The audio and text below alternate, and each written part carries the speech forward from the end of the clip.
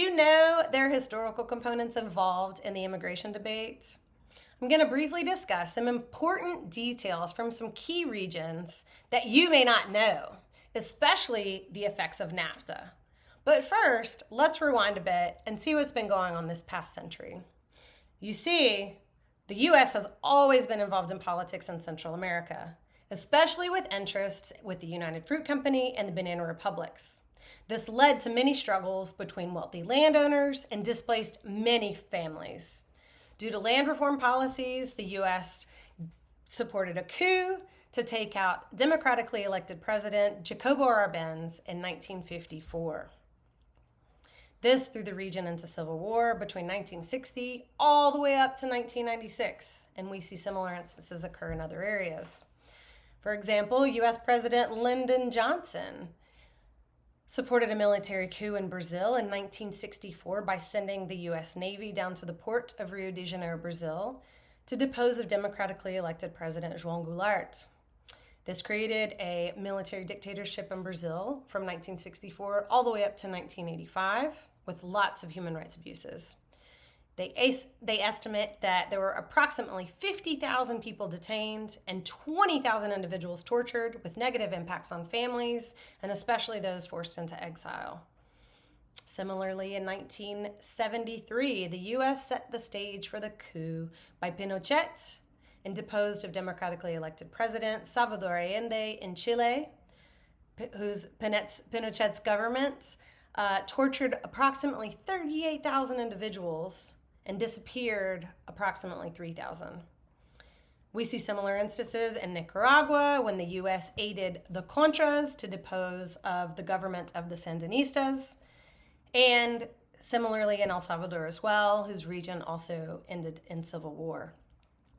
The Cold War wasn't so cold for the people of these regions, as well as other regions such as Vietnam and Korea.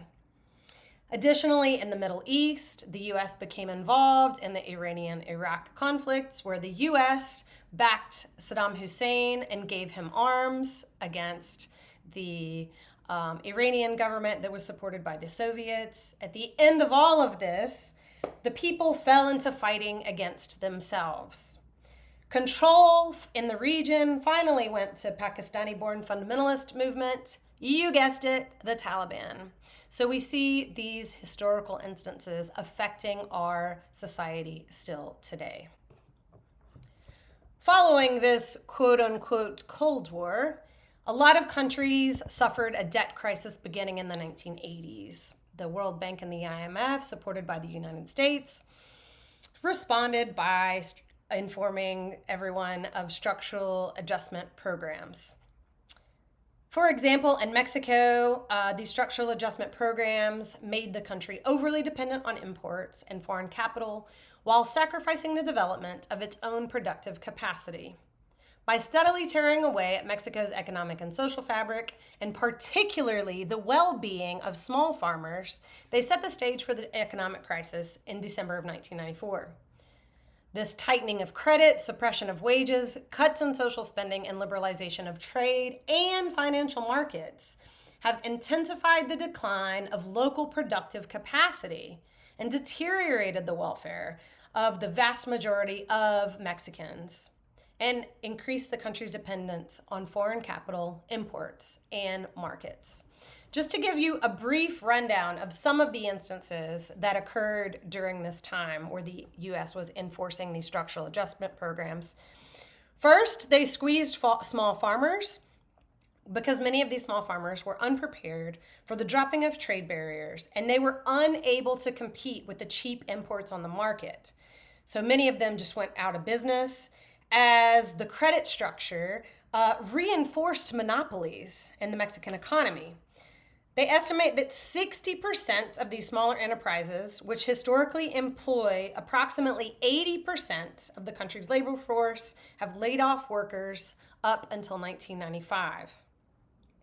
The second issue that it caused was unemployment. They say that in 1991, there was an active population of 34 million, 15% were openly unemployed, and over 40%, which was approximately 14 million people, were underemployed.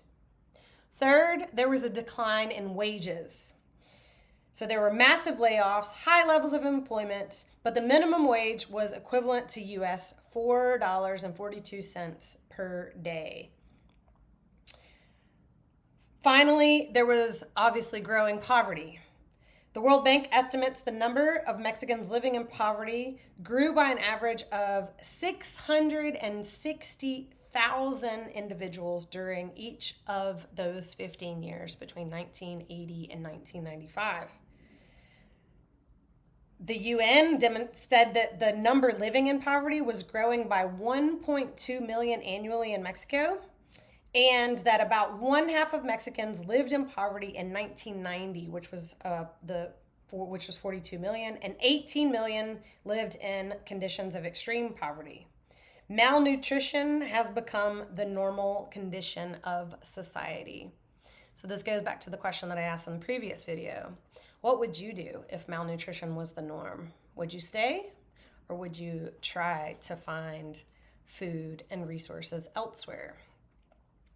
In September 1995, it was reported that 80 children living under the age of 1 die each day in Mexico due to malnutrition. With 30,000 such deaths each year, Mexico is near the bottom of UNICEF's rating of countries in efforts to address malnutrition. The only countries with a greater rate of infant mortality are actually at war. I think it's most important to address also what's been going on with NAFTA, otherwise known as the North American Free Trade Agreement, and how it's harmed Mexico. NAFTA destroyed traditional Mexican farming systems, degraded agricultural land, and displaced Mexican farmers and small business people. Tariffs originally protected Mexican farmers from the entrance of foreign corn, such as that's grown in the United States. They also replaced their traditional genetically diverse maize with the genetically homogenized corn that's a hybrid from the United States. Interestingly enough, as they transitioned, they found that this new hybrid form was chemically dependent. And as the transition accelerated, the price of both the new seeds and the associated chemical inputs began to rise and kept on rising. Eventually, farmers could no longer afford either the seeds or the required agrochemicals to support the growth of this product. Only the hybrid seeds from the U.S. would produce corn on the chemically altered soils. Today, over 60% of Mexico's farmland is degraded due to the spread of agrochemicals, which are fertilizers and pesticides. I think the other thing that's really interesting to mention is the government had to end its price supports for corn grown by small-scale farmers as part of the contract. However, the U.S. government continued to subsidize its own corn farmers who would otherwise go out of business. The NAFTA economy offers Mexico small-scale corn farmers very few options. Number one, they can stay in rural Mexico and suffer. Number two, they can look for work in a Mexican city. Or three, they can migrate to the U.S. in search of work. NAFTA did not create a common labor market for people to move freely across countries' borders and work legally in North America, nor did NAFTA make provisions for the predicted 15 million Mexican corn farmers who would be forced off of their land as a result of the trade agreement. As could have been expected and planned for, million Mexicans migrated to the United States. Between 1/3 and 1/2 of Mexico's corn is now imported from the United States. Other U.S. corporations also moved into Mexico, such as Walmart, Dow, Agribusiness, Monsanto, Marlboro, and Coca-Cola.